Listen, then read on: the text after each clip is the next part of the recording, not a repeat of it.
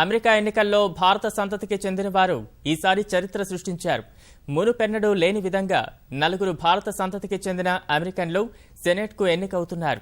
California నుంచి 2 సార్లు attorney జనరల్గా పనిచేసిన 51 ఏళ్ల కమలా హారిస్ ఇదే రాష్ట్రం నుంచి సెనెట్కు ఎన్నికయ్యారు. సియాటెల్ నుంచి పోటీ చేసిన 51 ఏళ్ల ప్రమీలా జైపాల్ కూడా జైభేరి మోగించి ప్రతినిధుల సభలో అడుగుపెట్టనున్నారు. రెండో ప్రయత్నంలో ఆమె విజయం సాధించారు. రాజా కృష్ణమూర్తి కాలిఫోర్నియా రాష్ట్రం నుంచి రెండో ప్రయత్నంలో విజయం సాధించారు. కాలిఫోర్నియాలోని వేరువేరు జిల్లాల నుంచి పోటీలో ఉన్న రో ఖన్నా కూడా ప్రతినిధుల సభకు ఎన్నికయ్యారు. అయితే ఇప్పటికే 2 సార్లు అమెరికా కాంగ్రెస్ కు ప్రాతినిధ్యం వహిస్తున్న అమీ బెరా మరోసారి గెలిచి సుదీర్ఘకాలం ప్రాతినిధ్యం వహించిన భారతీయ అమెరికన్ గా రికార్డు సృష్టించినప్పటికీ ఆ స్థానంలో ఓట్ల లెక్కింపు మరోసారి చేపట్టాలని నిర్ణయించారు.